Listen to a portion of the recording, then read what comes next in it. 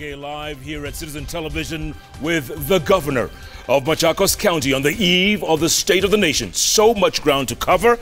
Corruption, I'm sure, is on everyone's mind and is on the governor's as well. Yes. And I'm sure you think about this all the time, Governor. No, I think about it all the time because it's what is ruining the future of many young people in this country. Yeah. We keep on wondering what is wrong with Kenya. We are the ones who are wrong with Kenya.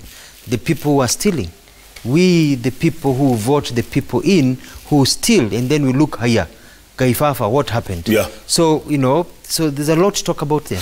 Does it frustrate you that every day there's a new scandal? Every day? Yes, it is frustrating. At times I feel sorry for President Uhuru Kenyatta because he's waking up every day to all these things being revealed, all these things coming up. But even worse for him, he's waking up whereby he is saying, let's fight corruption, and some people on his wing are saying, stop whatever you're doing, slow down, you know, which is a traditional, knee-jerk reaction of the thieves who don't want to be caught. They start saying, no, this is targeted to this tribe, no, this is targeted to this individual, no, you know what I mean? Yeah. Because they're trying to cover up. And look, I've been talking to a lot of politicians this week in the lead up to the State of the Nation, and they're saying they're sick and tired. They're sick and tired of talk. They want action. You know, yesterday I told the president during the function, when I was telling, I asked the president politely. I told him that we started the whole concept of what do you call it, where you have to declare your wealth. Yeah, a lifestyle audit. Yes. And the importance of lifestyle audit is to identify the wealth that is held by some of these top government officers. Governors, CSs, people who sit in cabinet, permanent secretaries, directors, people who have access to government machinery. Where did you get your money from? Yeah. How much money do you have? Can you justify? It's not asking for much. But then that started, and then somehow cold water was poured, ikanyamaza. Yeah, kabisa. And, you know, I asked him yesterday, I said, I took my documents to ESCC and said, these are my documents. Check what I have, check what my people have. You already did that? I already did that. I asked the president, umefanya yako? Akasema ndio. Hadharani. Yeah. I don't know whether others have done it. Because we need to know what people want. There's so many rumors. There's so much talk about what is. But the reality is this. Corruption is real in this country. You hear of these scandals happening all the time. You hear about these dam scandals happening all the time.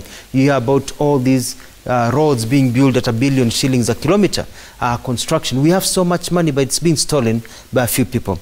What is the result? And I hope the president will talk about this. The result is growing inequality between the haves and the have-nots. And the problem that is killing Kenya today is not tribalism. It's not even issues of handshake at bringing unity and all this. The problem we are facing today is economic disequality and disarray. We are suffering in this country. The economy has slowed down. What do they say in America? It's the economy what? It's the economy stupid. That's what they used to say during the time of Bill Clinton. Correct. It all comes down to the economy. You know, people are very happy. And I watched when President Uhuru Kenyatta shook hands with Raila Odinga and we said, oh, it's a handshake. Why is a handshake necessary? The handshake has nothing to do with peace and stability. If Kenyans had money in their pocket, we don't need a handshake. People do not fight when they have money. Yeah. People do not fight when they are rich.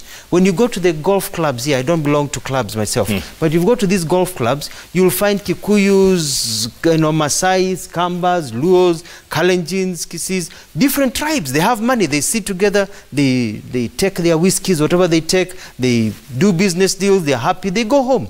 They're not talking about tribes. They don't care about tribalism. Who cares about tribalism? They're poor of the poorest. People who have nothing believe that the only way to elevate yourself or get from poverty is through your tribe, or it's through, you know, your man, or this person is going to liberate you from your poverty. And so you're ready to fight and die because you're hoping for that liberation. So all these problems we see in Africa, why don't you hear of European nations being overthrown? Because they are rich. Yeah. You know, who wants to overthrow England? Who wants to overthrow France? Nobody is thinking about overthrowing Germany. Even though there's corruption there. Even though there's corruption. But however, the difference between the rich and the poor is not as big as we are. Here we are a country of a few rich people and billions, you know, in our continent who are very poor. Wretched. And we are not just talking about poverty, man. You know, the person who is poor in Europe is a person driving a car. Yeah. You know, is a person who lives in a nice house. Is a person who has heating. Is a person who is on an employment benefit. But the person who is poor here does not have shoes, is dying because of lack of food, is suffering because their kids cannot go to school, you know what I mean? Yeah. We are really, really poor. We get affected. When the little resources we have, a few of the top cream are stealing, they are making us poorer. Yeah, aren't you sickened by the fact that 2019, people are dying of hunger here? 2019. You know, one of the sad things is that we have food in our country. It's about distribution of food. It's about getting food from point A to point B, and also putting policies. And let me not blow my own trumpet, but I'm very happy and I'm very lucky that Machakos is no longer in the list of counties receiving food relief. It used to be before. It used to be before, when we used to get Mulio food relief. Why? What did we took a policy decision when we got into government in 2013 to make sure that our people are not hungry. We expanded the agricultural land by buying tractors that dug. We gave free seed, we gave subsidized fertilizer, we gave chicken to our mothers and fathers. That means that nearly every household has chicken. So what happens when you're hungry? You take one chicken, you take it to the market, you sell it for 700 shillings or 800 shillings, you buy kitungu, you buy skuma, you buy unga ugali, you go back home, take another chicken, you slaughter it, unatengeneza supu na kuku, you eat for 3 days. So you will never starve, because starvation is also about lack of money. But it's also about leadership, because in Turkana County, Turkana gets the most out of devolution, we understand. The most, with only 300,000 people. Well, I don't want to talk about other counties, but it's good to talk about what we have done and to tell you that we don't have to starve. Countries like Israel receive less rainfall than what we get in Machakos. We get more rainfall than what they get in Israel, or Jordan for that matter. Yeah. They don't get food relief. They carry out agricultural projects. You know, now I am moving in now to telling people it's not enough to grow food just to feed yourself. Let's grow high value foods in what we are calling a quarter of an acre program, where we tell you what to grow in only a quarter of an acre. You do a small dam, you harvest water, you plant these high-end foods where we're getting you markets, so that each farmer can get 20 to 30,000, each household extra to even 50,000 per month. That's my next program, so that there's money in the pocket of my people of Machakos. When you have money, you can buy food from anywhere. And you wouldn't complain? You wouldn't complain. Okay, look, you talked about corruption a moment ago. And yes, look, the president is trying to push his Big Four agenda. We've all been hearing about the Big Four. Half the people out there don't even know what the Big Four is.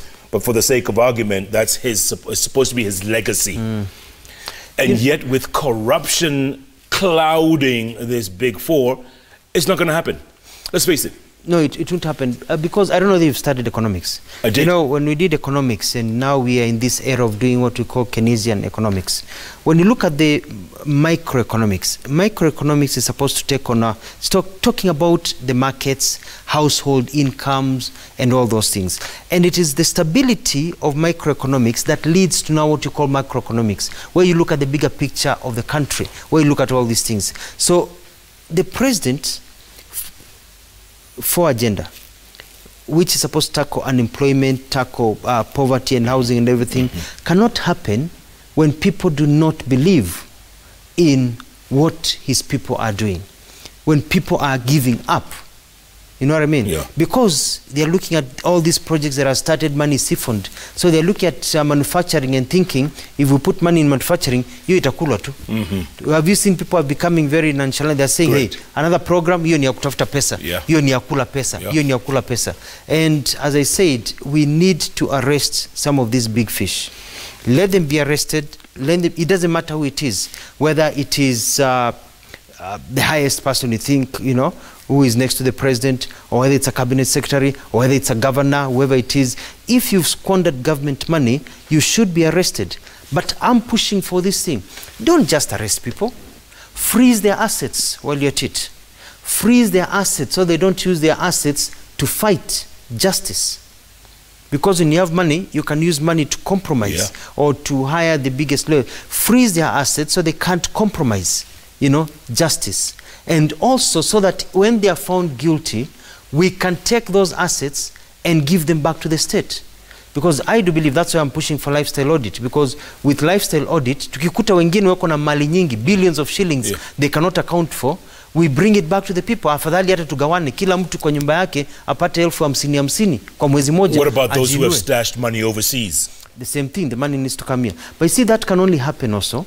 I talk to security agencies, and some of them are frustrated by our judicial system. I'm not talking about judiciary. I'm talking about the judicial system, the way we prosecute cases. In the United States, cases are heard and finished within a predetermined time. So if you've been charged today, you are charged, and then when the case begins, it begins non-stop, 2 or 3 weeks continuously, so that you know you have a period of 2.5 to 3 months, and the case is over, and then you're charged. You know what I mean? So it's easy to render justice, because once somebody has been convicted, then we move to the second place of restitution, getting back the money from overseas and others. But you can't fight corruption when people are locked up in England over an issue. They are charged, they are locked up, they serve their time, they get out, and here the hearing has never started. Yeah, we're talking about Chicken Gate. You know, it's never started. It's never started. I mean, it's a big joke. Are we really serious about fighting corruption? Are we really serious about determining these things? And it doesn't mean that if you go and be charged, we want fairness. If you're innocent, you're cleared, the guilty are caught. But we can't have things that drag in for 2 years. 2 years is, and that's why people do not want to step aside. Why will I step aside for 3 years and then I'm cleared? I've ruined my life. You know what I mean? But if I know it's for a maximum 3 months and I'll be cleared, you will eagerly step aside and come back in. Governor, your fellow governor from Samburu, Moses Lenol Kulau, they reduced his bail from 100 million to 10 million. And he's charged allegedly with stealing 84 million. Does that make sense? Well, the courts operate within their own paradigms. So why did they shift from 100 back to 10? Of giving bail, I think it's a matter of weighing the arguments. I don't know the arguments were given. But also you need to give, you see, bail is also a right in the Constitution. So you also need to give bail that is affordable, so that it is not punitive, because you are innocent until proven guilty. You understand? Because you can actually give bail in a way that makes people feel that you are guilty, and that can render you to stay in remand for long, and later on you're cleared, etc., etc. So it's about justice, and you know the High Court has spoken, so you agree to what the High Court says. Look, the other day, even Deputy President William Ruto was quoted as saying, look, why is it when corruption is mentioned, my name always comes up? Even he was complaining. Why is it that when people talk about corrupt events or corrupt deals, why does his name always crop up? I don't know. You know, I think at times people are unfair to Deputy President Ruto because, you know, he's worked hard, he's done his things, and this thing of all the time saying that he's corrupt without evidence, you know, that can actually tarnish somebody's name. So, you know, I feel, at times I feel for him because of what he goes through. But I also understand, you know, because I've been an analyst, I've been in government, I understand where Kenyans are coming from, you know, because of his history that have made people think that whenever there's something wrong in government, that he might be involved. As you know, I was in Kibaki's government, I think it's sometime in 2010 when he was suspended of, you know, a fraud basically that happened with Kenya Pipeline. He was suspended, it continued.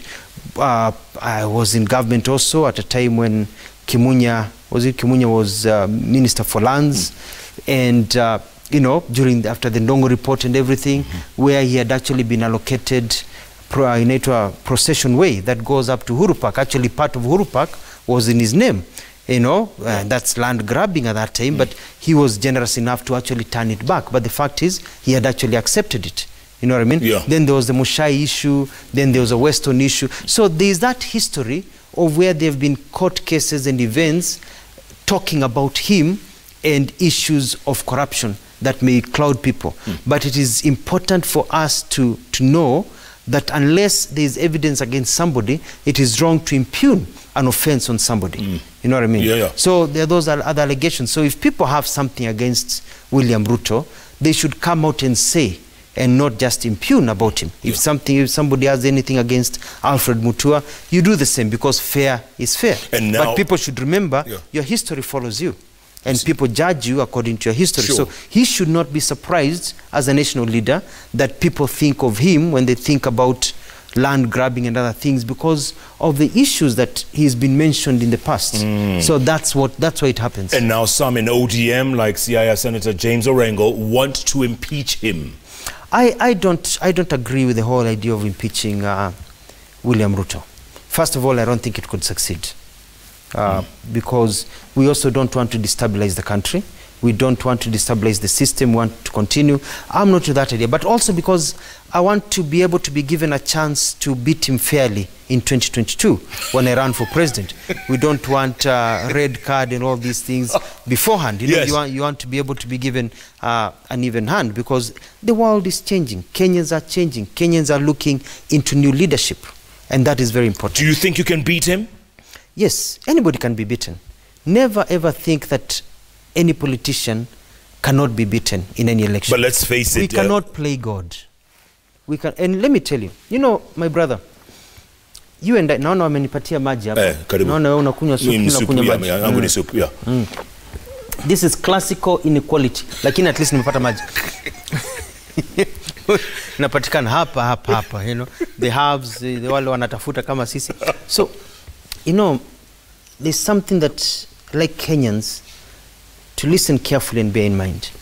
Our country has basically been governed by what we call pre-independence ideology.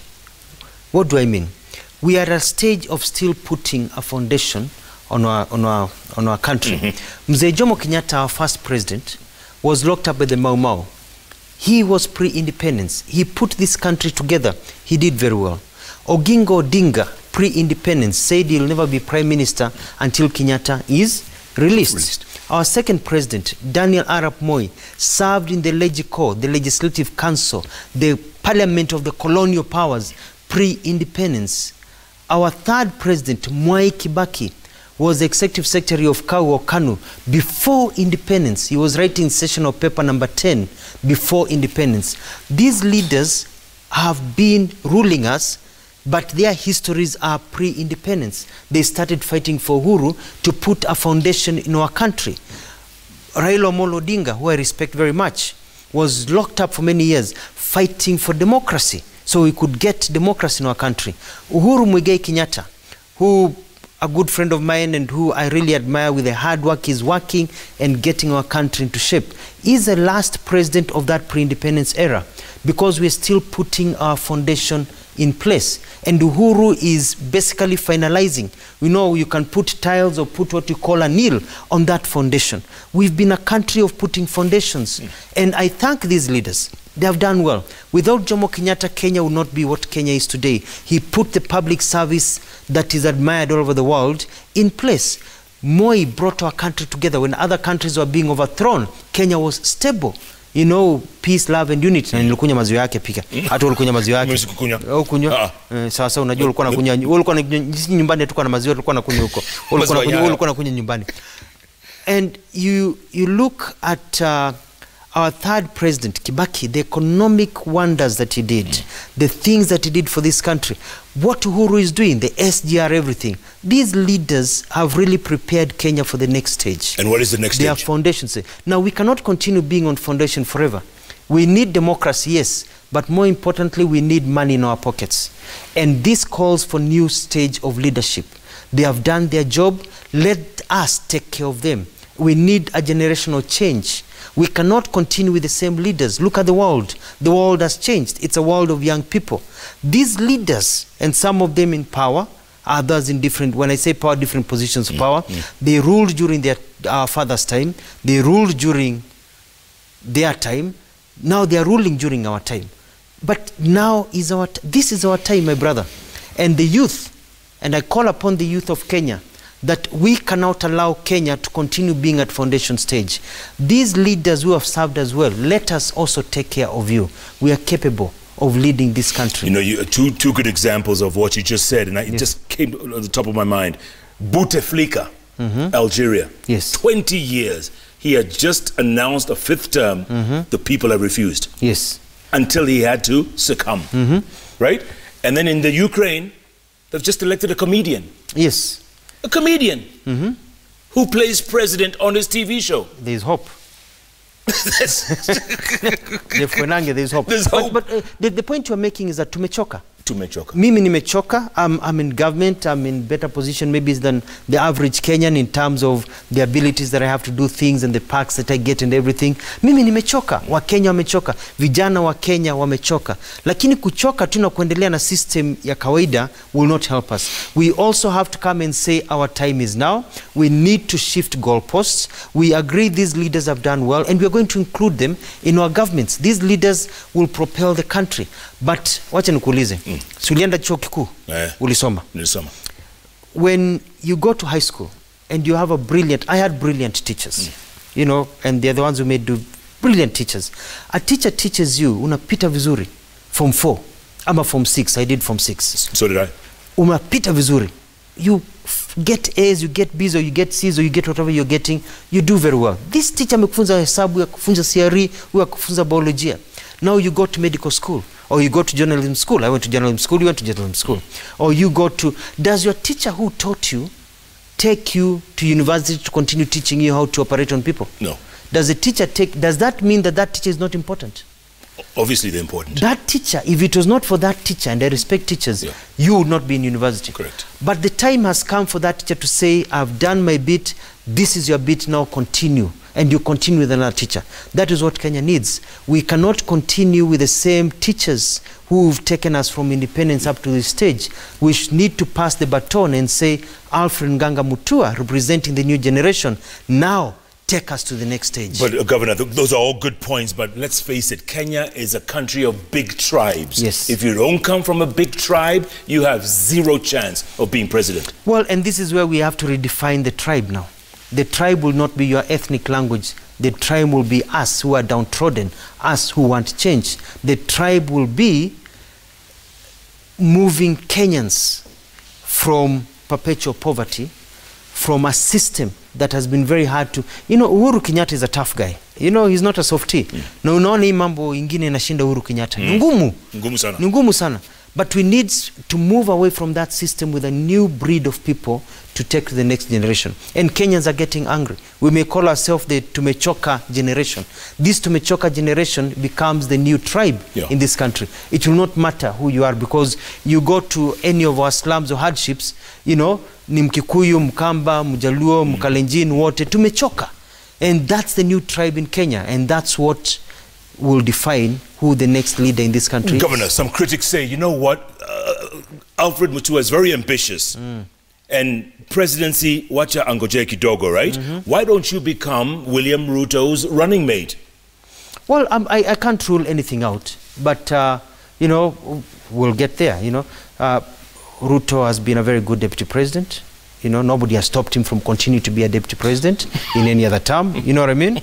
But, you know, but I have an ambition not to be president because of the accolades. I want to be president because of what we can change in this country. When you look at all these leaders who say they want to be president, what new can they offer that they have not offered so far? What new ideas? What new energy? Because it's not just about ideas. It's about energy and zeal. What new energy can they offer this country that is different than what they have offered? Can you beat William Ruto? In a one-on-one? In a one-on-one, I believe with this group of young people who are the majority of this country, who want to see a change, who want to see people they can trust, who want to see a young man move forward, anything is possible. You know he has a lot of money. Well, if people who had a lot of money were the presidents and leaders of this world, then all the richest people would be the leaders. But doesn't mean also that we also not prepared. You cannot run for president if you don't have money. You have to be prepared. You also have to have your own stash. You have to have your own backers and supporters. Do you have your own stash? People. I have people believe in me. You have to be prepared, my brother. You don't just wake up and decide to be president, wana. Sure. Lazima ujipange. And Jeff Koinange, I tell you, by God's plan, if you see me on the ballot in 2022, which I plan to be, it will mean that I am winning. It will mean that I will win. I don't go into things blindly. Don't waste your time. Don't waste other people's time. But I know we are going to get a revolutionary movement of change in this country with a new generation that says, thank you very much, you've served us very well. Let us now continue with the work that Monica, should we do tweets? Okay, in the meantime, Governor, we're going to go through the tweets. But, you know, a lot of people out there, your critics will say, you know what, this guy's just a slay king. That's what he is. He's a slay king. He's a pretty boy, dresses well. He's a slay king. What do you tell them? Well, thank you about the dressing well and the pretty part. You know, it's good. No, but but Jeff, I'm very serious, because when you look at my background and where I came from, you know, I was not born with a golden spoon. You know, my parents struggled. You know, yesterday we were in Masi. I was telling the president a story, because the function where we was held was just a stone away throw from where I was born, where my placenta is actually buried in Masi, in Machakos, where we held the function yesterday. Grew up very poor. I mean, we used to live in Kibera, Makina Estate, nyumba ya matope, with a pit latrine. We used to fight with rats to go to the toilet. When I was in standard 2, we moved to Kawangware, Ruta Satellite. I lived in a wooden shack until I was 21 years old. You know, no cement on the ground. 2 rooms for my parents and my sibling, going to a pit latrine. I know what it means to come from down there. And so I feel the bitterness when I see a few people stealing from the masses of people who are like me. So I have a history where I've come from. I know what it means to work hard, but I also know what it means to give people an opportunity. The youth of this country don't want handouts. They want to be given an opportunity. And once given an opportunity to have jobs, to make their dreams come true, to have a good, secure country with security, where things move on very well with the 24-hour economy, they are going to embrace that. That's what we need. Having That's said the new that, change. having said that, are you Team Tanga Tanga or are you Kieleweka?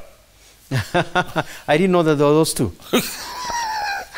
Kuna Kieleweka na kuna Tanga Tanga. I can only say I am Team Mutua for generation change. Chop, chop. Captain Sankale Oletipi says, Governor Mutua wants to be president. Youths are pushed to focus on their education. Old men retire, then given contracts. What measures will he put to help the increasing number of jobless youth? There are several things you can do. When I was talking about, I'm a capitalist, but I'm also a social capitalist. And the difference is capitalism believes basically on the free market and businesses. Social capitalism means you have to do social activities that bring up other people, like what the US did with the GI Bill, even though they don't say they're social capitalists. Correct. Now, for me, for example, in Machakos, my polytechnics, the polytechnics in Machakos are free of charge, the government ones. Anybody can go to Polytechnic and get educated, because one of the challenges facing our youth is that they do not have the qualification to get employment. Nowadays, you can't get plumbers to work because they are not there, because they are not qualified. So I'm giving an opportunity for youth in Machakos to be able to be educated. I have a scholarship program for those in universities to be able to pay for you. And we had been struggling with the county assembly. Now we are working very well together so that we can release money for bursaries, including to higher education, so that even the poorest can be given an opportunity. So education is critical. The other thing is about manufacturing. Government has to come into manufacturing. We can't just wait for the private sector. When you look at countries, businesses follow the behavior of governments. If a government is not investing, businesses just stand aside and look. So we also have to invest as a government. That is why, as Maendeleo Chap, we are taking a bill to Parliament to force or to ask for this, it's called a money bill, so that money is put aside, 250 million over 2 years, to build a factory in every constituency.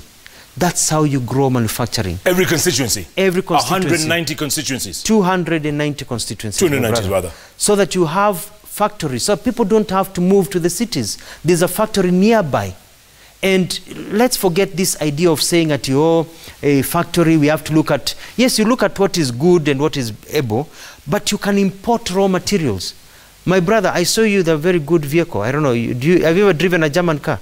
Yeah. Do you drive a German car? Or have you ever driven a Japanese car? Yes. Do you know Japan does not have iron ore? Do you know Japan does not grow, what do you call it, plastic? You know? Yes. Japan does not have steel, per se. It imports iron ore. Yeah. It imports rubber. Not plastic, I meant rubber. It imports rubber. It imports all these things. converts them and gives us Toyota V8s, Toyotas and everything. Yes. It doesn't have those things. So counties and constituencies shouldn't say, oh, we can only produce this. You can have a pharmaceutical company that imports all the raw materials. You can have any company, because what you're aiming as is providing employment, providing money across the board so that our people do not suffer. People want money in their pockets. People don't want handouts. They want to be given an opportunity to be able to make money. All right, the tweets are coming in thick and fast. Monica wants to take a quick break and then we come back. But there's a young lady who told me to say hello to you. Thank you. Dr. Linda Davis. She was a PhD student with you. You did political science. She did microbiology in Australia. Ah, fantastic. Yeah, she says you're a very good student, apparently. Oh, thank you very much. Yeah, that's all I wanted to say. You know. Nimesalimika sana. Monica, we take a break? Take a break. The tweets, there's so many. We're going to read them when we come back. And also, referendum. That talk is growing every day. Oh, yes. And the referendum... And then the question to ask is, do we really need a referendum? And if you have a referendum, is it to maintain the status quo? Ni wale tu? It is just creating jobs for others? Or do we really need a referendum to expand the space so that others can also feel included in governance? There you go. So those are issues that we need to discuss. Absolutely. And that's what we're discussing right here with the governor of Machakos County himself, who grew up dirt poor, he tells us. Yes. Dirt poor till you were 21. You know, my friend, you know, things were so tough that when I was in Form 2, I dropped out of school. My parents couldn't afford to take me to Dagoretti High School. I did mjengo, I skumaed wheelbarrow, chotering water for people. Come on. To earn some money to buy skuma wiki for my mom, so we don't sleep hungry. I know what it means, but Mzee of Kanisa, a man called Waithaka, he paid for my education up to Form 6. I would not be sitting here today. Wow. Deep. Deep. Keep tweeting at Koinange Jeff, at Citizen TV Kenya. The hashtag is JKLive. JKLive takes a quick break. We'll be back. Plenty more ahead. Do not even think of touching that dial. It's Jeff Koinange Live. We'll be back in a moment. JKLive. And welcome back to Jeff Koinange Live here at Citizen Television. My goodness. I've never seen so many questions for one single guest on this show. Governor Alfred Mutua in the house. And by the way, let's clear something real quick. When you were saying earlier on about freezing people's assets, not their asses. No, it's their assets. But I don't have a problem freezing their assets if they're corrupt, you know. Let them feel the pain. Okay. That's out of the way, thank you. Don't freeze it too much that they don't feel the pain. All right, we know that you formed a tripartite with fellow Governor Kivuda Kibwana and Governor Charity Ngilu of Kitui County. There's a tripartite. Obviously, this is to go up against Kalonzo Musyoka. We know this for a fact. Well, this is for economic development of our people. Whether that goes against somebody else is neither here nor there. What is important is that our people have wallowed in poverty for a long time and being told stories. You look at the suicide rates in Ukambani. I believe they're the highest in the country from the figures I've been given. Why? Because historically people have been told, be proud to be poor. I mean, that's a phrase that is very, backward. You're told to be proud to be poor. It's supposed to be proud to be rich, to have money, to be able to take your kids to school, to be able to take care of your family. But you're proud to be poor and vote on that basis for your man, even though he's doing nothing. Yeah. People had been told to, a lot of things. So that's turning upside down now, where people are killing themselves because you are told to be poor, proud to be poor. And now there's another say that says, yani tushikilie na tukatalie, even in this hardship. No matter what. Tukatalie hapo. Sasa umekatalia hapo na kwa wengine kumeshakuwa nyororo. Kwao ni soft, uko na nyumba za gorofa, watoto wako ngambo, wengine wametafutiwa kazi huku neighboring countries, wengine wako hapa, na wewe unamwangalia tu hapo, na watoto wako hawana viatu, hawana chakula, hawana nguo. So we want to change the politics in Ukambani to be politics of development. But you know Kalonzo might run for president, you know that? Yeah, everybody has a right, but the question that we have to ask, I was reading Musela's book, would you trust him as your president? Is I think the question that he needs to ask himself. Yeah. Is he trusted as a president. One of the reasons I brought up Kifuta Kibwana is this tweet I just saw by Kipchumba Murkomen, senator from Elgeyo Marakwet. He says, what does it say? He says, Thwake Dam, in Makueni County, where there's a picture of it, by the way. There's a picture of Thwake Dam, or there was a picture of some growth or vegetation, where 7.8 billion shillings advance payment was made 3 years ago. How far is the DCI Kenya with investigations? We will not allow discrimination as long as we are still in a country called Kenya. Now, it showed a picture of just bush. Let me see. I follow Murkomen. Okay. Let me see whether I can pull that one. Yeah. Before I comment on it. Okay. Tunaambiwa, I was government spokesman, usiongee juu ya vitu ujui. Sawa. Afadhali useme ingine lakini. No. I'm looking at this picture. You see it? I see this picture, Jeff. There you go. I don't know who sent this picture to my friend Kipchumba Murkomen. Murkomen is a very smart lawyer. Yeah. And he's very, very clear about evidence, but I think he's been misled. You mean it doesn't look like that today? No. He's been misled, and he's been inadvertently being led to lie to the people of Kenya. Because Kibwana, Gilu, and myself, accompanied by the Minister for Water, we visited Thwake. We were not happy with the progress of work. We are not happy with the payment of people that is nearly complete.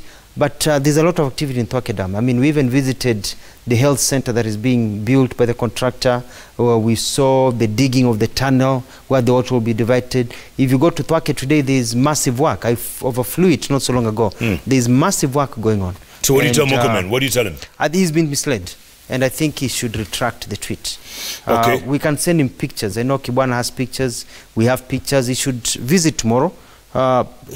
Nilisikia akisema yuko na helicopter nyingi. Aende angalie, apige na helicopter picha. Ataona he's been misled. This is a different story. By the way, Thwake is a very different story than the other dams you're talking about. By the way, Senator Mutula Kilonzo Jr. has also said, I have responded to Murkomen. So I'll get to that in a moment. He says, check my response to Murkomen. Oh, very good. He's responded. In the meantime, a lot of people in Utawala, wherever that is, a lot of people in Utawala are complaining that the roads are terrible. Governor, you've forgotten them. Vumbi ni mingi. Mariga, you live in Utawala? Kuna vumbi? Nikubaya? Kiatu yake ni very clean. Unashinda sasa. Unajua sasa amepanguzia hapa tu nje. Amepanguzia tu hapa nje akiingia kwa studio. No, Utawala faces the problems of border areas. It lies, part of Utawala lies in Nairobi, part of Utawala lies in Machakos.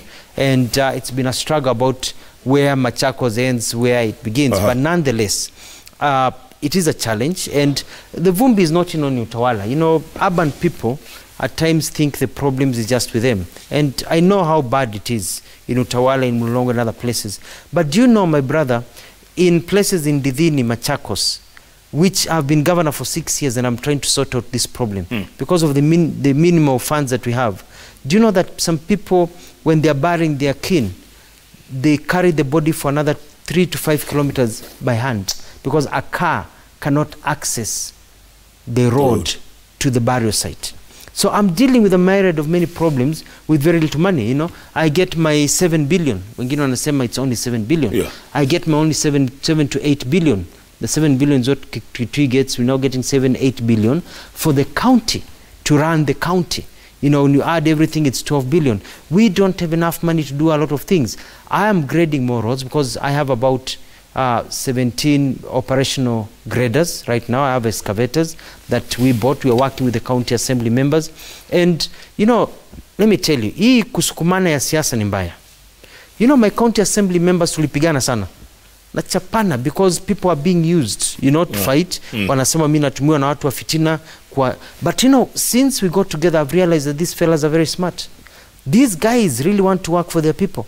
These ladies want to work for their people. They are very smart and committed people. So we'll be able to turn around a lot of these problems that had not been sorted by working together. Lots more questions, Governor. There's Jeff Mothe is asking about Mashar Wood. Yes. Mashar Wood. What happened? I mean, he says you're not producing the kind of movies that you promised you'll be producing. He says, look, here we go. You promised Mashar Wood. How many movies, feature movies, have been? What does the future hold? Concrete plans, no lip service. Oh, and the F1 track you promised us. Talk to us. Now, when you talk about Mashar Wood, and you call it Mashar Wood, we'll excuse you because we know where you come from. But you see, when you talk about, it's like she can get. Yeah. You know, so but it's Mashar Wood. I know that's what I meant. I'm just making fun of it. Mashar Wood has done a lot. There was a trending video called Wakamba. Unakumbuka ile Wakamba? Wakamba video. It's shot by Mashar Wood. We've got many videos. We've got Machakos Fest. It's a big festival, happens every year. We give millions of shillings to our young people.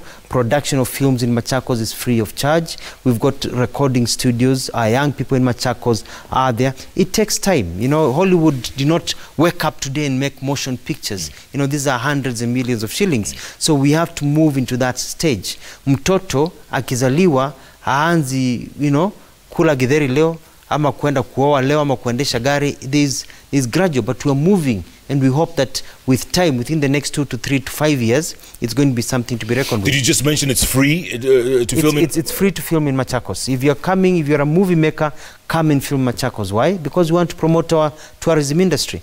When you go to Dubai, you find they get, I was saying the other day, United Arab Emirates, I think it's the 2nd or 3rd most visited country in the world. True. This small country, making billions of shillings. Tourism is where we are going, and I'm making I want to bring people to Machakos County so that they can leave their money behind, because tourism is easy money. It's how you grow an economy. It provides services, it provides jobs, it enables people to expand their shops, their restaurants, hotels. So that's employment. So that's one of the things that I'm pushing for. F1 track. When it comes to F1 track, you know, my dream was curtailed, but it has not been stopped. When we started building the new city, which is going on, by the way, we'll be calling you to go and visit. Buildings are coming up. We are building interesting things. Is that Konza? No, Machakos. Machakos. Machakos new city. We're building conference facilities. Construction is going on as we speak. Work is going on. It's it's coming up by December. I'll call you, see a few things, do a story from the new city as the new city is coming up. But we went to court. Somebody went to court. The same brigade of these people who don't like politics, who don't like politics of development, and WIPA members, and they stopped us for nearly 5 years. Investors ran away. I mean, it's so sad. I had an investor who actually President Uhuru Kenyatta had, you know, introduced me to. And this investor, when we gave him the title, he said, I'm sorry, we've already built a factory in Egypt.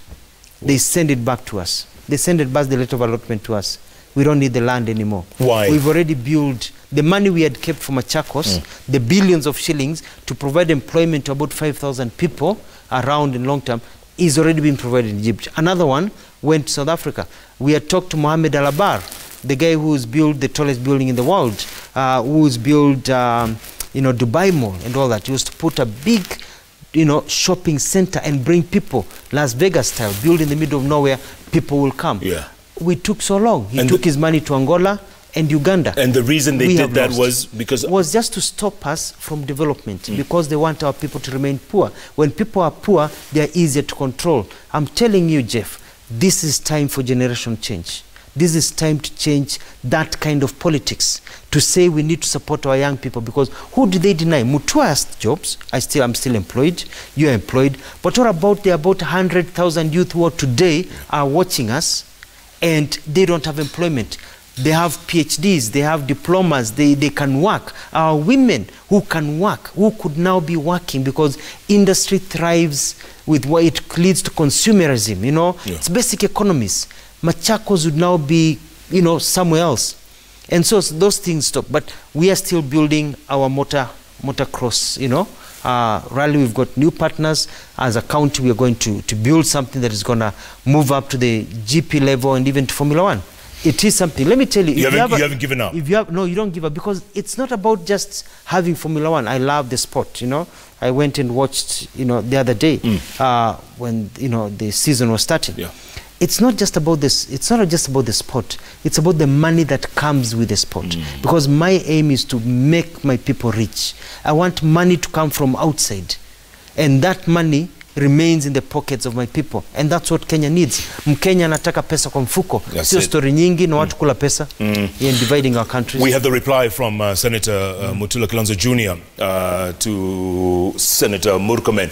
He says, I am embarrassed to inform you that picture on your post is not the site of the dam. The Thwake Dam is at the confluence of two rivers, Athi River and Thwake River. I thought you should know. I think I don't need to speak about it anymore. I think Honorable Murkomen was misguided, but I'm actually more worried about his text, because he is insinuating that the DCI is only concentrating on dams, particular dams that maybe come from his region. But we're telling him it doesn't matter where the dam comes from. Corruption is corruption, because all we want to know is that why has money been paid and it has not. So I don't care if there's a dam in Ukambani region, a dam in Kisii region, a dam in Turkana, a dam in Mombasa, where money has been paid and the dam has not, and people have vanished. That is corruption. We need to know where the money went. We need to know where the conduits. And a thief is a thief is a thief. Mwizi ni mwizi, rafiki yangu. Mwizi wa kuku ni mwizi, mwizi wa mabilioni ni mwizi. And that is what people are asking. And I need to, I'm not in a position, it's not my job to advise Murkomen. But the more you keep on defending these acts, the more you look guilty. Like you have something to hide. You know what I mean? Yeah. And the other day I talked about Bosto Dam in Bomet, you know. You go to Bomet. Bomet is a beautiful country. I love the people of Bomet. So hardworking on those hills. They dig, they work hard. They need this dam. You know, millions of shillings have been paid, but there's nothing to show for it in the ground. Who is suffering? It's not the DCI. It is not Mutua. It is not Uhuru. It's the people of Bomet who actually are being shortchanged. So the people he thinks he's fighting for are the people who are being shortchanged. So all the people, all Kenya wants to know is, hii ni pesa yetu. Because if money was paid, that is part of my taxpayer. So nalipanga income tax. So nalipo kinua mkate VAT. So that is part of our money. Hiyo pesa imeenda wapi? So we have a right to ask, how is our money being spent? And if it is lost, it is not just money for our region. It is money for all Kenyans, because we contribute that money when we pay taxes. I understand that Senator Murkomen has now responded to Senator Mutua Kilonzo Jr. Why don't you guys just call each other and talk? I mean, just, you know, you're wasting our time here. Monica, we're going to show that tweet as soon as you get it, and then you guys just talk to each other, okay? Just, you know, don't respond here. Na waongee na wasiongee tu ati hai picha waongee hii pesa iko wapi, imewekwa wapi, itachukua namna gani, itarudi namna gani, kama iko pesa imepotea, kama hakuna pesa imepotea, kwa nini watu wanafikiri umechukua pesa ama huyu amechukua pesa, imeenda wapi? And because we need to get this money back into our country. It's not just enough to prosecute, but I'm urging our judiciary, and I know our Chief Justice, who I respect very much, is working on this because I've had him give speeches about it. Let's have a consolidated time for court cases when it comes to graft. If the president was watching you tonight, Governor, yes. If the president is watching you, he has this speech tomorrow that a lot of people are looking up to as, is this the turning point? I think, I don't think it will be the turning point. Maybe I'm a bit skeptical because I know the challenges and that the government faces. But I think he needs to give us a sense of hope. And he needs to show us that Kenya, see as some people, Kenya ni ya wetu sisi wote. And every kid born in this country should have equal opportunity. I think that's what he's been working towards. He's talked a lot about corruption, but also Kenyans want to see some action. But I thank the president, even though I said the handshake is an economic issue. The president also needs to make sure that we are economically viable, because it doesn't matter how many handshakes you make. If people are still poor, they're going to start cutting each other. I mean, you remember 2007 on his government. It was very sad for me. I mean, we saw bodies being stacked up in Kisumu. We saw people being shot. We saw people being chopped up. I mean, I always remember that issue of that place, where babies were fried. Yeah, the church in Kiambaa. Kiambaa, you know.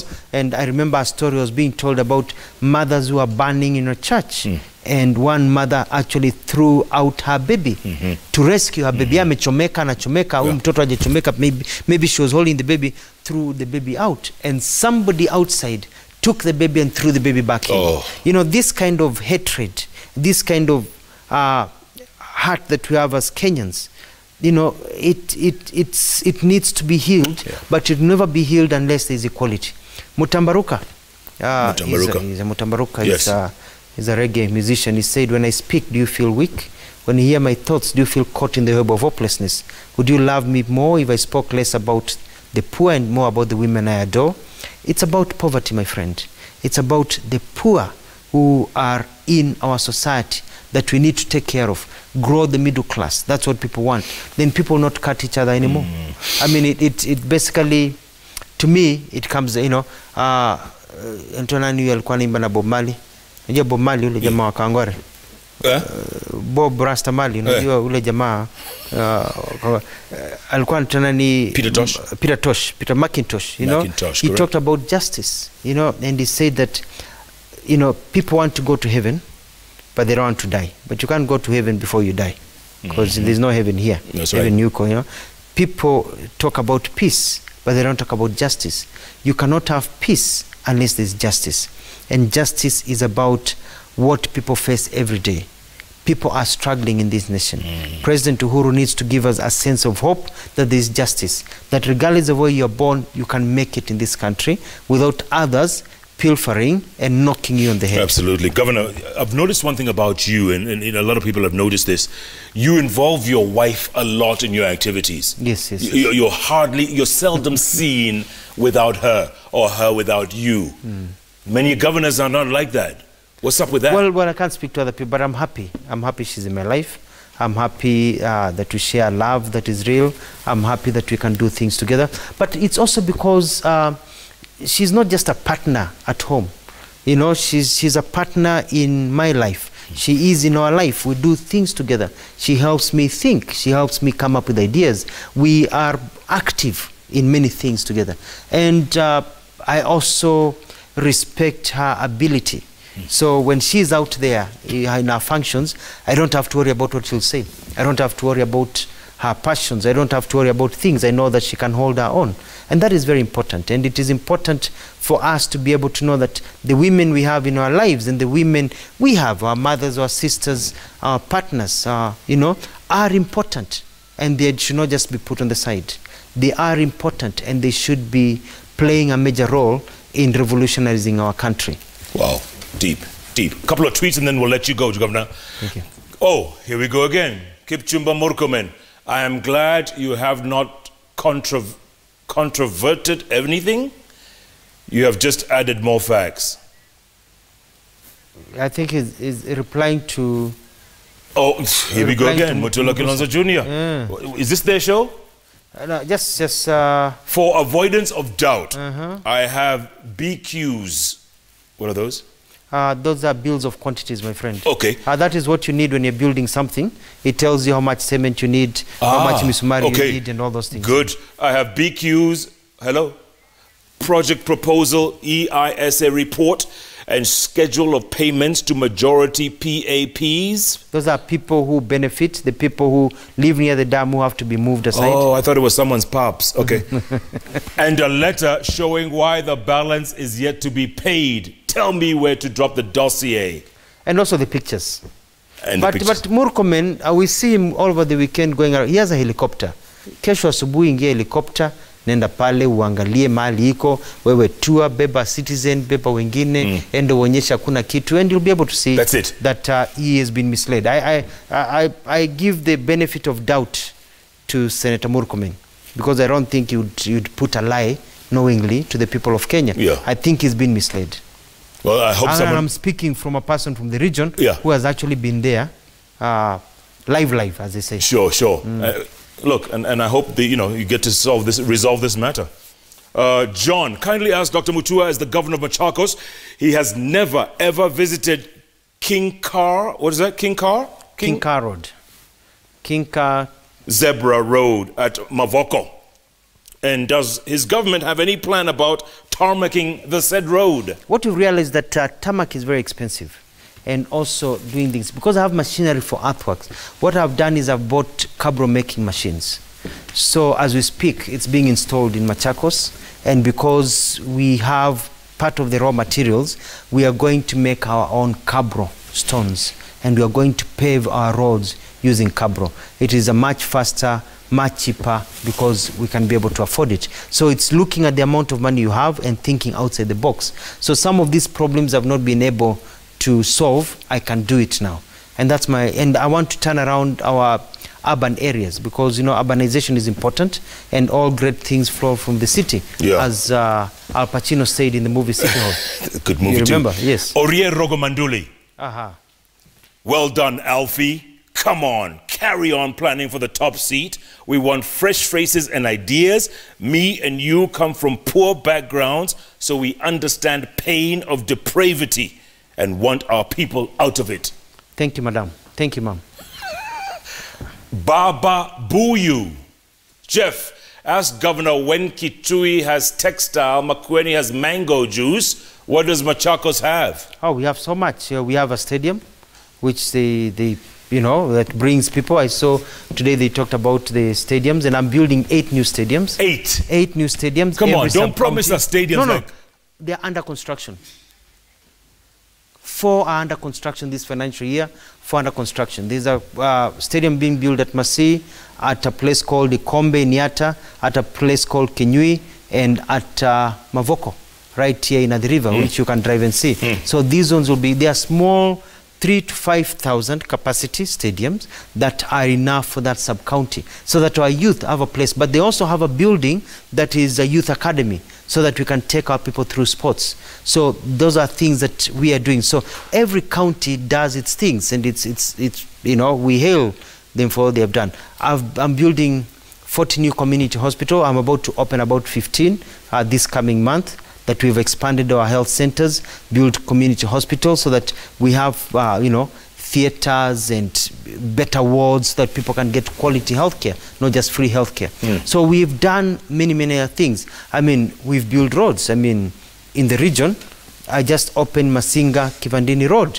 People are happy, you know. That road is functioning. It's helping them very much. We've built roads. We built the Kadhiani through, you know, Kangundo Road. So we are doing these things. So every person, every area is doing different things. And for me, I don't do industries per se. I don't need to. We have investors. We have Bavra or something. It's actually in Machakos making juice, but it's doing it just right on Mombasa Road.